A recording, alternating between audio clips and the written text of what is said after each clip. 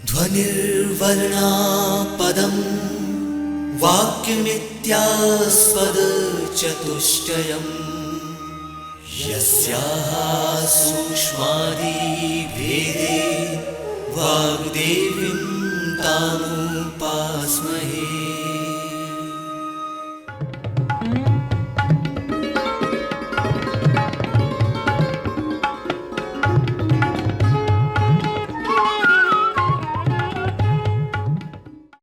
नमस्कार। आज एक नए टॉपिक के साथ आपके समक्ष मैं डॉक्टर वरलक्ष्मी इंद्रकांति। आज का टॉपिक है teaching English as a second language in India. मैंने आपके सामने दो पुस्तकों के चित्र भी डाले हैं, black book of English vocabulary और दूसरा है teaching English as second language. Vocabulary आप सभी जानते हैं कि शब्दकोश जो है, अच्छी इंग्लिश बोलने के लिए अच्छा शब्दकोश भी होना आपके लिए बहुत अधिक आवश्यक होता है, इसलिए मैंने ये दो किताबों के पिक्चर्स आपके समक्ष डाले हैं। अब हम देखते हैं कि इंग्लिश सीखने के लिए या एक अच्छी इंग्लिश बोलने के लिए हमें किन किन चीज़ों की आवश्यकता होती है।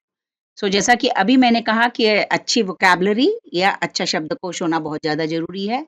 ग्रामर, सही ग्रामर का उपयोग, व्याकरण जो आप कहते हैं, वो आपको जानकारी होना बहुत आवश्यक है। फिर आता है रीडिंग। जब आप जितना बढ़िया आप पढ़ेंगे उतना अच्छा आप बोलने की कोशिश करेंगे, क्योंकि लैंग्वेज में प्रोनाउंसिएशन भी बहुत महत्वपूर्ण भूमिका निभाता है। फिर इसके बाद आता है राइटिंग। कई लोग क्या होता है, पढ़ने में बहुत अच्छे होते हैं पर उनको लिखने के लिए कहा जाए तो वो लिखना नहीं जानते हैं। तो किसी भी लैंग्वेज को सीखने के लिए खास तौर से reading, writing, listening and speaking, ये 4 ऐसे स्किल्स हैं जो कि हर व्यक्ति को आना बहुत अधिक ज़रूरी है। अभी हम बात कर रहे थे, रीडिंग की हमने बात की, राइटिंग की बात की, स्पीकिंग की बात की। वॉचिंग इसलिए कहा हमने क्योंकि पिछले क्लास में हमने इंफॉर्मेशन टेक्नोलॉजी के बारे में बात की थी, how it is important to enhance the effectiveness of language teaching through information communication technology. इसका मतलब क्या है कि यदि आप ऑडियो या वीडियो रिकॉर्डिंग देखते हैं, इंग्लिश की पिक्चर्स देखते हैं या इंग्लिश के कोई सीरियल्स देखते हैं, उससे जो है आपको देखने से भी काफ़ी कुछ चीज़ें आप अच्छे से सीख सकते हैं। अगला आता है प्रोनाउंसिएशन। किसी भी भाषा को बोलने में प्रोनाउंसिएशन बहुत महत्वपूर्ण भूमिका निभाता है। और इसके बाद आता है आपके इडियम्स। इडियम्स में जो मुहावरे और कहावतें भी भाषा का एक महत्वपूर्ण अंग होता है, और इन कहावत और मुहावरों को कब किस समय उपयोग करना है, यदि आप अच्छे से पढ़ेंगे तो आपको यह भी समझ में आ जाएगा। और ये कह सकते हैं आप, एक अच्छी भाषा बोलने में ये कहावत और मुहावरे बहुत महत्वपूर्ण भूमिका निभाते हैं। अब हम ये देखेंगे कि व्हाट इज सेकेंड लैंग्वेज। खास तौर से भारत जैसे देश में इंग्लिश को सेकेंड लैंग्वेज इसलिए अपनाया गया क्योंकि हमारे देश में कई वर्षों तक ब्रिटिशर्स का शासन था। So a person second language is a language that is not the mother tongue of, but that is used in the area of that person. In contrast, a foreign language is a language that is learned in an area where that language is not generally spoken. तो चूंकि हम second language की बात कर रहे हैं, तो second language basically जैसे मेरी मदर टंग महाराष्ट्रियन है, तो मेरी फर्स्ट लैंग्वेज मराठी होगी और सेकेंड लैंग्वेज कोई भी हो सकती है। पर इंडिया में हमने सेकेंड लैंग्वेज के रूप में इंग्लिश को ज़्यादा प्रमोट किया है। इसके साथ साथ आप फॉरेन लैंग्वेज, जैसे हम यहाँ पर रहकर रशियन है, फ्रेंच है, जर्मन लैंग्वेज यदि आप सीखते हैं तो उन सबको फॉरेन लैंग्वेज की कैटेगरी में आप रख सकते हैं। इसी को आगे हम बढ़ाते हुए हमको ये समझना होगा कि a language other than the mother tongue that a person uses for public communication. Public communication है ना, हम बहुत सारे लोगों से बातचीत करने के लिए जिस भाषा का प्रयोग करते हैं, एक तो वो सेकेंड लैंग्वेज हो सकती है, and in other word we can say that a non native language officially recognised and adopted in a multilingual country as a means of public communication. Non native language हमारी भारत की अंग्रेजी भाषा नहीं है। So this is not the native of our country, because as I have quoted many times that we are having a multilingual country. और we are called as multilingual country. इसका मतलब क्या है कि भारत देश में बहुभाषाएं प्रचलित होती हैं और पब्लिक कम्युनिकेशन के लिए, ऑफिशियल लैंग्वेज के लिए हमने इंग्लिश को पूरे भारत में अपनाया हुआ है। इसी संदर्भ में हम कुछ और बात कर सकते हैं कि a second language is a language spoken in addition to ones first language. First language जैसे कि मैंने बताया कि आपकी मदर टंग है और मदर टंग के अलावा सेकेंड लैंग्वेज के रूप में भारत में हमने अंग्रेजी को अपनाया हुआ है।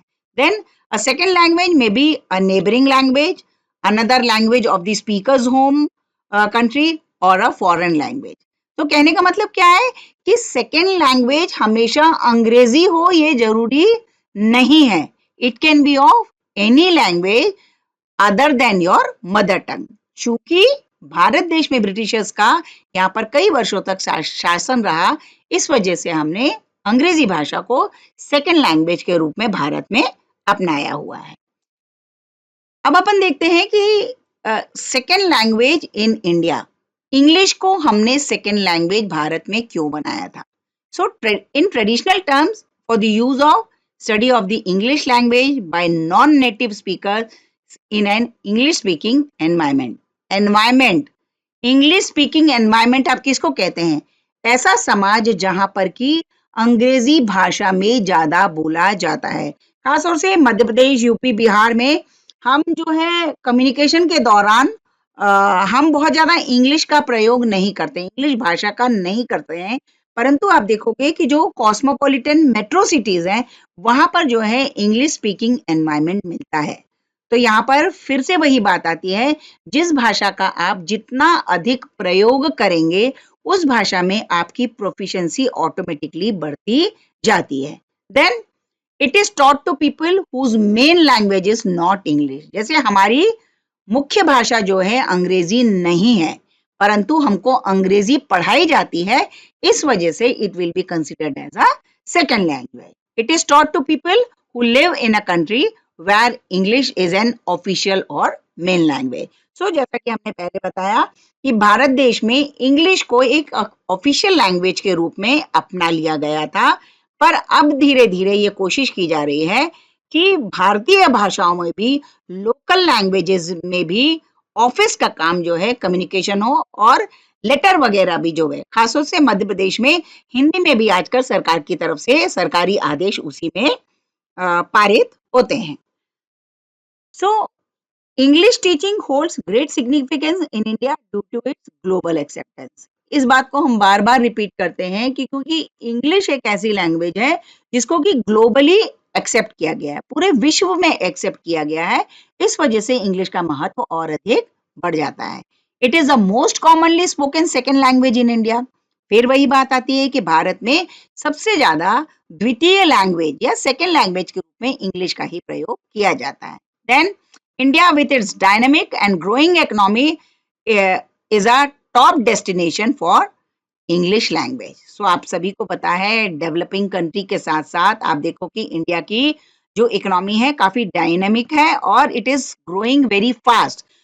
ऐसे में आप देखोगे कि फॉरेन लैंग्वेज के रूप में इंग्लिश जो है काफी महत्वपूर्ण स्थान हमारे देश में पाती है।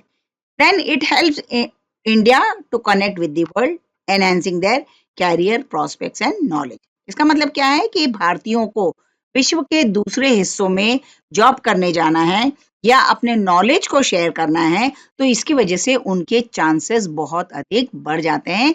और आए दिन आपने समाचार पत्रों में पढ़ा होगा कि विश्व की बेहतरीन विश्वविद्यालय में भारत के छात्र वहां पर पढ़ने के लिए जाते हैं। तो निश्चित रूप से as a second language English को पढ़ने के पश्चात भी उनकी इंग्लिश लैंग्वेज में प्रोफिशिएंसी अच्छी होगी, इसलिए वो विश्व के उन विश्वविद्यालयों में जहां पर कि English as a first language उपयोग में की जाती है, हमारे छात्र वहां जाकर उच्च शिक्षा प्राप्त कर रहे हैं। फिर English as a global language as an unquestionable significance in India. हम इस बात पर प्रश्न नहीं उठा सकते हैं क्योंकि हम ये जानते हैं कि भारत में अंग्रेजी कितनी अधिक महत्वपूर्ण हो चुकी है।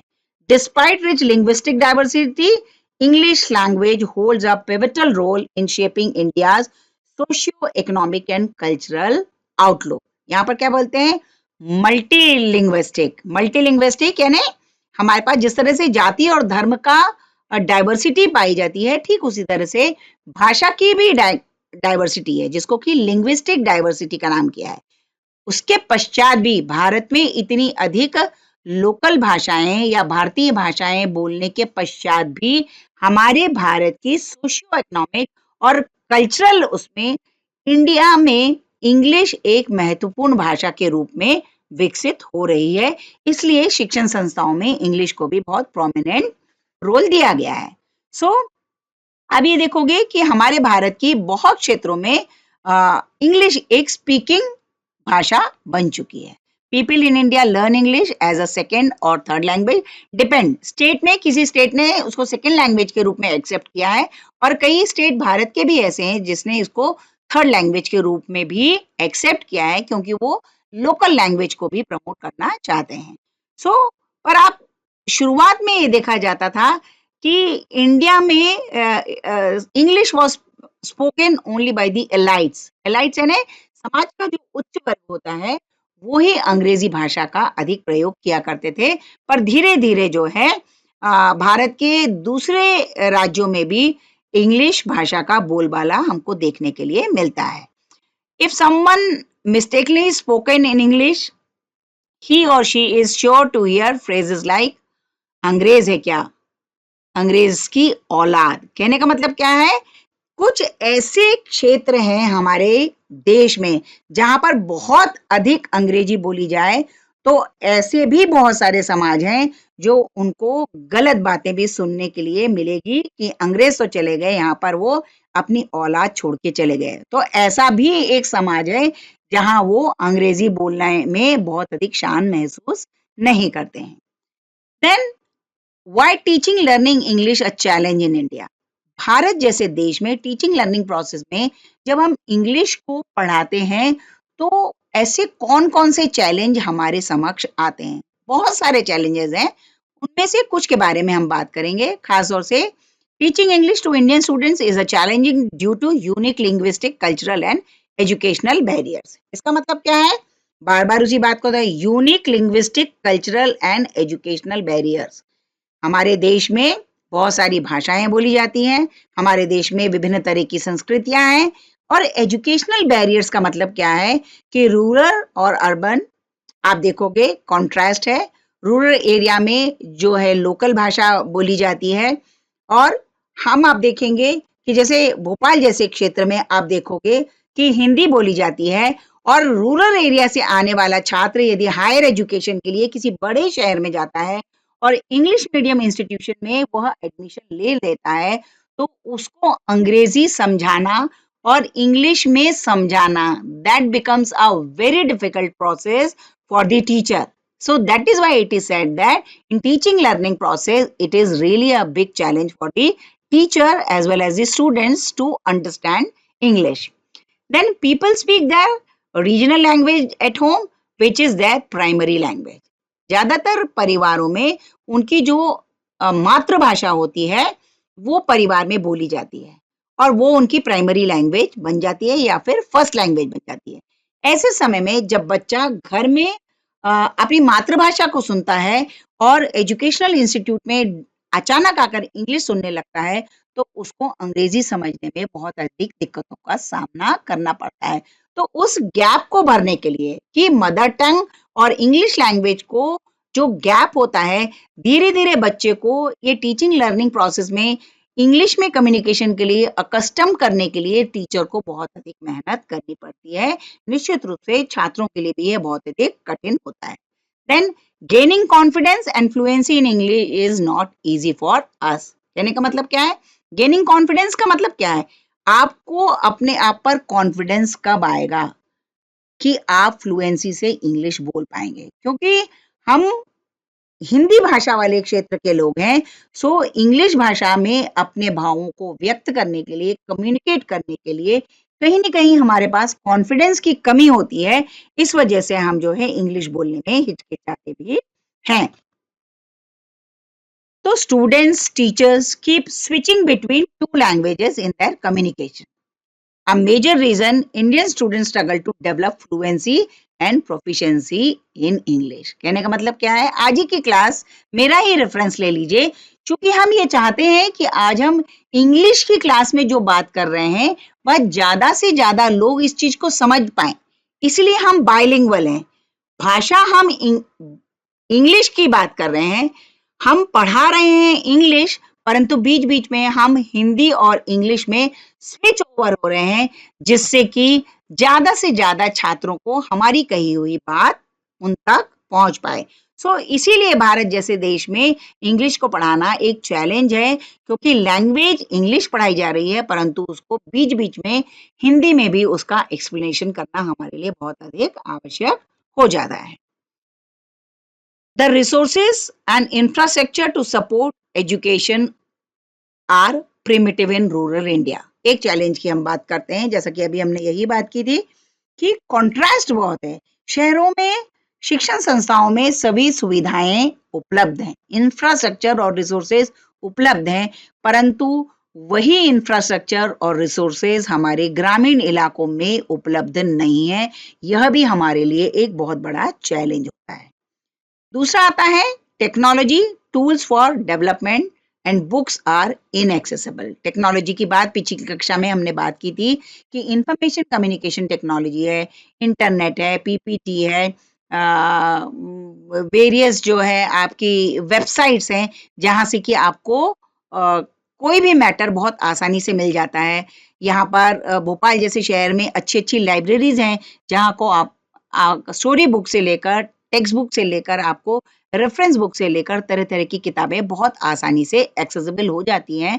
परंतु भारत का एक बहुत करीब 60 से 70% ऐसा भाग है जो कि ग्रामीण इलाकों में रहता है, और उनके लिए ये सब सुविधाएं उपलब्ध कराना हमारे लिए बहुत बड़ा चैलेंज है।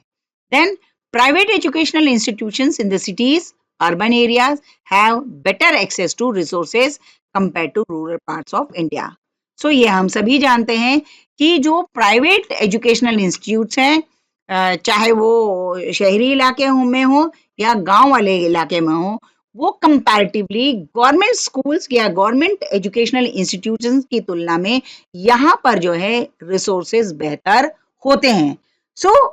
आप ये देखोगे कि गवर्नमेंट स्कूल का पढ़ने वाले बच्चे को वो चीजें रिसोर्सेस नहीं मिल पाते हैं जो कि एक प्राइवेट इंस्टीट्यूट में पढ़ने वाले को मिलते हैं। यह भी इंग्लिश सीखने में, टीचिंग लर्निंग प्रोसेस में एक बहुत बड़ी बाधा हो जाती है। Then Indian students struggle to develop fluency and proficiency in English as they keep switching between two languages in their communication.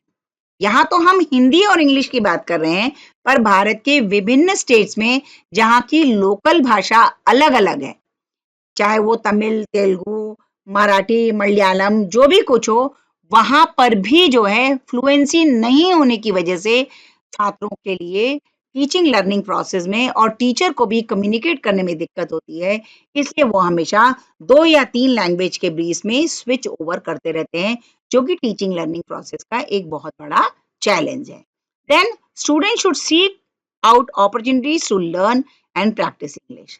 अब हम ये बात कह रहे हैं कि इतने सारे चैलेंजेस हैं, तो छात्र अंग्रेजी बोलना कैसे सीखेंगे, उनको कॉन्फिडेंस कैसे आएगा? तो निश्चित रूप से छात्रों को स्वयं इस पर बहुत अधिक कार्य करना होगा। पूरी तरह से यदि आप एजुकेशनल इंस्टीट्यूट्स पर ये जिम्मेदारी दे देंगे तो वह संभव नहीं होगा, क्योंकि मैं फिर इस बात को दोहराना चाहूंगी कि भाषा सीखने के लिए भाषा बोलना भी उतना ही अधिक जरूरी है। The need is for a more interactive language learning. Interactive language learning आप अपने पीयर ग्रुप में, अपने फैमिली मेंबर्स के साथ जितना अधिक अंग्रेजी भाषा को बोलेंगे, उतनी अधिक फ्लुएंसी आपकी बढ़ती जाएगी, और इसके साथ साथ आप देखोगे कि आपको कॉन्फिडेंस भी आएगा। Then English teaching and learning should be simple, fun and meaningful. Simple, शुरुआत में जब बच्चा हिंदी मीडियम से इंग्लिश मीडियम में आता है, रूरल से अर्बन में आता है, तो यदि आप देखेंगे बहुत कॉम्प्लिकेटेड या कठिन अंग्रेजी में यदि बच्चों को पढ़ाया जाएगा, तो जो भी टीचर पढ़ा रहा है वो पूरी तरह से बाउंस हो जाएगा, क्योंकि हमने बताया कि रिच वोकैबुलरी अंग्रेजी को समझने में बहुत अधिक आवश्यक है। तो शुरुआत में छात्रों को कम चैलेंजेस आए टीचिंग लर्निंग प्रोसेस में, तो ये टीचर की जिम्मेदारी बनती है कि इनिशियल स्टेज पर बहुत सिंपल तरीके से अंग्रेजी पढ़ाई जाए, इंग्लिश पढ़ाई जाए, उसमें फन हो, फन का मतलब खेल कूद में जो पढ़ने वाली शिक्षा होती है वो हो, और इसके साथ साथ मीनिंगफुल शिक्षा यदि होगी तो बहुत अधिक आवश्यक।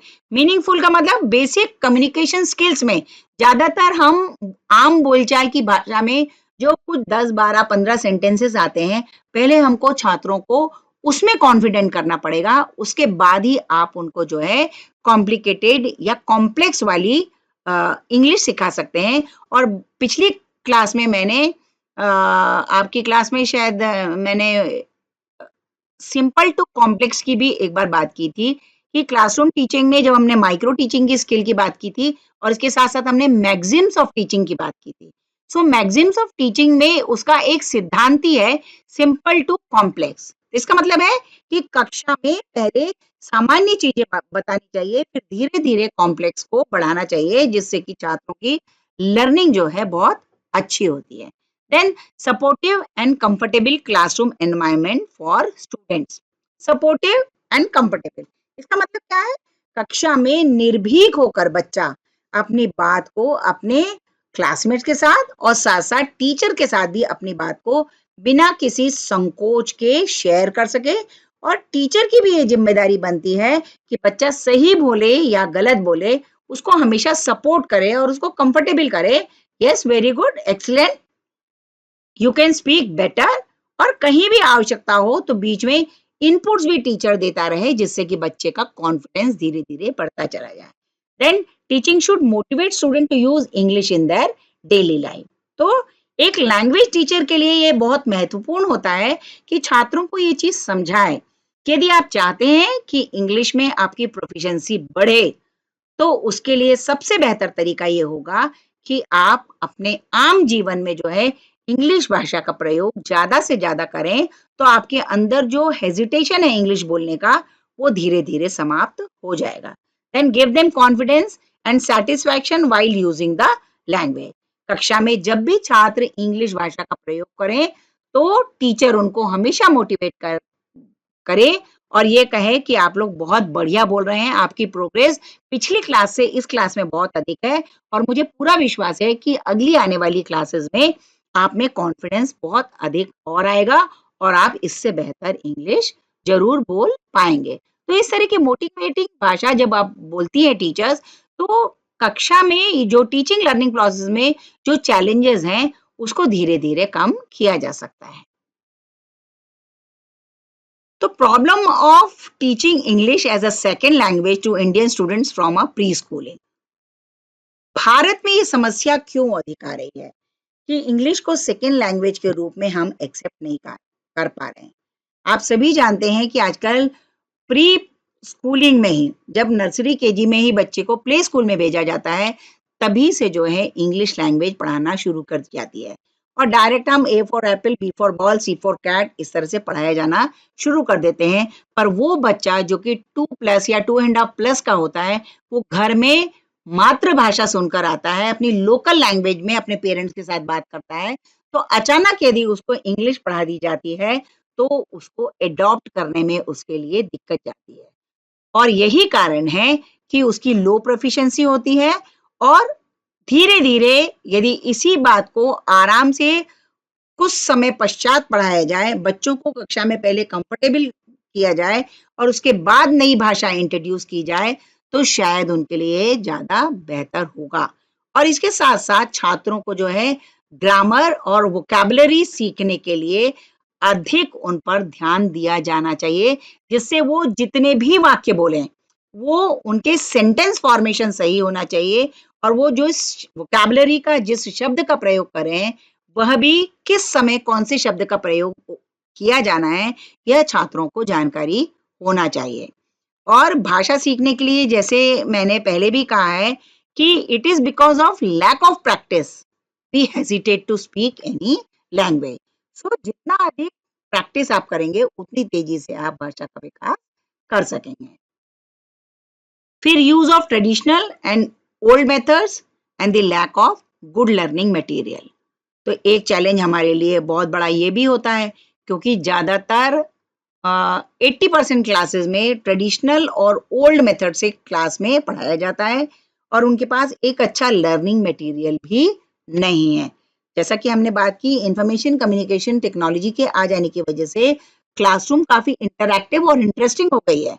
पर ये सुविधा, जैसा कि मैंने पहले भी कहा है कि प्राइवेट एजुकेशनल इंस्टीट्यूशंस में तो ये सुविधाएं फिर भी उपलब्ध हैं, परंतु आज भी गवर्नमेंट कॉलेजेस में वही ट्रेडिशनल ओल्ड मेथड्स के द्वारा इंग्लिश पढ़ाई जाती है, जिससे बच्चों के लिए वो बहुत ज़्यादा रुचिकर नहीं होती है। और यदि आपको ये लैंग्वेज इंटरेस्टिंग नहीं लगेगी, तो आपको सेल्फ मोटिवेशन भी बिल्कुल नहीं मिलेगा उस भाषा को सीखने के लिए, and that causes unwillingness among students to learn. तो कई बार छात्रों की इच्छा अंदर से समाप्त हो जाती है, क्योंकि वो उसी बोरियत वाली चीजों में ओल्ड ट्रेडिशनल मेथड के माध्यम से पढ़ते पढ़ते बोर हो जाते हैं और अंदर से उनकी इच्छा अनिच्छा सी जागृत हो जाती है किसी नई भाषा को सीखने के लिए।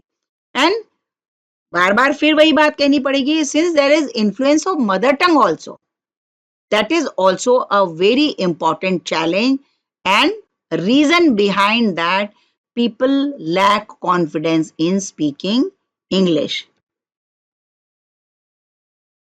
Then Indian languages and English have different phonetic structure. Phonetic structure में जब आप बात करते हैं तो आप देखोगे कि यदि हिंदी से ही इंग्लिश में ट्रांसलेशन आप करते हैं तो दोनों भाषाओं के ट्रांसलेशन में भी बहुत है। फोनेटिक्स, आप शब्द के उच्चारण में भी बहुत अधिक हमको अंतर देखने के लिए मिलता है। इसके साथ साथ भारत में डिफरेंट डायलेक्ट्स हैं, सो हर 20 और 30 कोर्स में जो है भाषा बदलती जाती है। तो आप ये देखोगे कि हर भाषा का एक यूनिक सेट्स ऑफ साउंड होता है और उनका एक प्रोनाउंसिएशन का पैटर्न होता है। ये चूंकि भारतीय भाषाओं में बहुत अधिक विभिन्नता है, इसलिए इस फोनेटिक्स में, उसके साउंड में, उसके प्रोनाउंसिएशन में बहुत अधिक भिन्नता है, जिसके कारण भी जो है टीचिंग लर्निंग प्रोसेस में इंग्लिश सिखाना एक बहुत चैलेंजिंग प्रक्रिया बन जाती है। Then environment and family traditions need to be conducive to learn English. इसका मतलब ये है कि यदि आप चाहते हैं कि आपके बच्चे अंग्रेजी सीखें, तो आपको अपने परिवारों में भी उस तरह का माहौल बनाना पड़ेगा जिससे कि बच्चा इंग्लिश बोलने के लिए प्रेरित हो सके। फिर आता है, English has been used directly और indirectly in India for almost 2 centuries. बार बार यही बात हम कर रहे हैं कि अंग्रेजों के आने के 75 वर्ष तो हमारे भारतीय स्वतंत्रता हो गए, और उसके पहले भी जितने वर्ष अंग्रेजों ने शासन किया, तो करीब करीब आप देखोगे 200 साल से जो है भारत में अंग्रेजी भाषा का प्रयोग हो रहा है। And India being a multilingual nation, no single language unites the country. तो कहने का मतलब क्या है कि मल्टीलिंगुअल होने की वजह से भारत में विभिन्न तरह की भाषाएं बोलने की वजह से इंग्लिश एक सिंगल लैंग्वेज बन जाती है, जो कि इंडिया को बांध कर रख सकती है, ऐसा बहुत लोगों का विचार है। और ऐसी एक कोशिश की गई थी स्वतंत्रता के पश्चात कि हिंदी को एक राष्ट्रीय भाषा के रूप में मान्यता मिले। कुछ हद तक हिंदी अपनी स्थिति को पुनः प्राप्त करने की कोशिश कर रही है, परंतु फिर भी भारत के कई राज्यों में हिंदी उतनी आसानी से बोली और समझी नहीं जाती है, और रीजनल एंड लोकल लैंग्वेज का इन्फ्लुएंस आज भी हमारी भाषा में हमको देखने के लिए मिलता है। और स्वतंत्रता के पश्चात तो ऑफिशियल लैंग्वेज तो इंडिया की इंग्लिश बन ही गई है, और आप देखोगे कि चूंकि ग्लोबल एक्सेप्टेंस भी इंग्लिश को बहुत ज्यादा है, इस वजह से जो है इंग्लिश को हर हाल में हमको मानना अब हमारी समय की मजबूरी समझिए या डिमांड समझिए, क्योंकि यदि आप हायर एजुकेशन के इंस्टीट्यूट्स में पढ़ना चाहते हैं और एक अच्छा कैरियर बनाना चाहते हैं, तो उसके लिए आवश्यक है कि आपको इंग्लिश में प्रोफिशिएंसी हासिल करना बहुत अधिक जरूरी है। फिर आप ये देखोगे क्लासरूम में जब हम बात करते हैं कि इंग्लिश कैसे पढ़ाई जाए और किस तरह के चैलेंजेस फेस करते हैं, तो सबसे पहली बात आती है कम्युनिकेटिव एनवायरनमेंट। कम्युनिकेटिव एनवायरनमेंट यानी यदि मैंने आपसे इंग्लिश में प्रश्न पूछा तो आपको भी इंग्लिश में ही जवाब देना चाहिए। तो जब कम्युनिकेटिव एनवायरनमेंट की बात करते हैं तो कम्युनिकेशन हमेशा दो लोगों के बीच में होता है, वन साइडेड नहीं हो सकता है। So whenever your teacher ask you any question in English, try to respond in English only. Then teaching learning methodology. So in teaching learning methodology also there are so many methods which are used by the teacher during the teaching learning process. So that is also another challenge for the teacher, in which language she should deal with the students, because in our classrooms also there are heterogeneous groups. विभिन्न क्षेत्र के लोग आकर शिक्षा ग्रहण करते हैं। सो कई बार टीचर के लिए भी ये बहुत अधिक मुश्किल हो जाता है कि किस भाषा में करें। इसीलिए इंग्लिश भाषा को एक कॉमन भाषा के रूप में कक्षा में इस्तेमाल किया जाता है। फिर आता है आपका administrative and linguistic support. Administrative भाषा, जैसे कि मैंने कहा, एक ऑफिशियल भाषा के रूप में अंग्रेजी को मान्यता मिल चुकी है और इसीलिए उसको एक सपोर्ट भी मिलने लगा है। और यही कारण है, चूंकि एडमिनिस्ट्रेटिव और लिंग्विस्टिक सपोर्ट है, हमको एक कम्युनिकेटिव एनवायरनमेंट बनाना है और इंग्लिश को सीखने में आने वाली बाधाओं को समाप्त करना है। इसलिए हमको इन चैलेंजेस को किस तरह से कम करना है, इसके बारे में हमको अधिक जोर देना होगा और यही चीज हमारे लिए समझना बहुत अधिक आवश्यक है। नमस्कार। अगली क्लास में हम किसी नए विषय के साथ आपके समक्ष उपस्थित होंगे। नमस्कार।